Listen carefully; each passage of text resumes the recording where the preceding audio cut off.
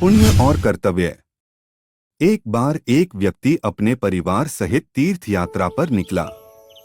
मार्ग में उसकी पत्नी और बच्चों को बहुत प्यास लगी, लेकिन बहुत चलने के पश्चात भी उन्हें कहीं पानी दिखाई नहीं दे रहा था।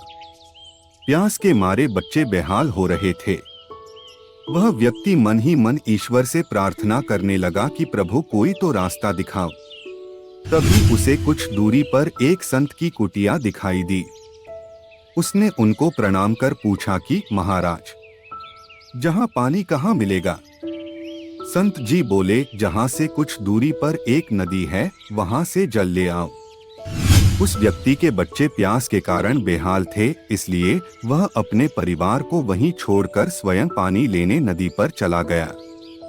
लेकिन जब वह काफी समय तक वापस नहीं लौटा तो संत जी उसको देखने के लिए नदी की ओर चल पड़े।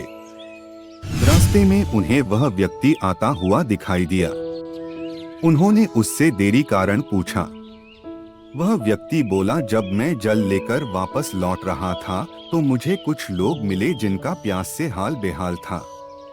मैं अपना जल उनको पिलाकर वापस लेने चला गया।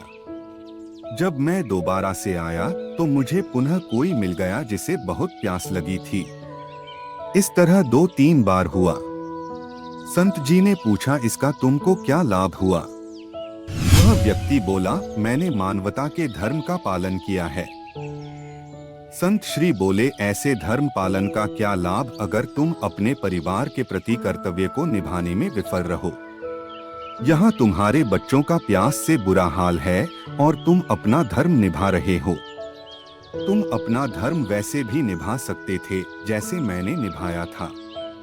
व्यक्ति को संत की बात समझ नहीं आई। संत जी कहने लगे कि जैसे मैंने तुम्हें नदी का रास्ता बताया था, वैसे तुम्हें भी सभी तीर्थ यात्रियों को नदी का मार्ग बताकर अपना धर्म निभाना चाहिए था और परिवार के लिए जल लेकर जल्दी से लौट आना चाहिए था।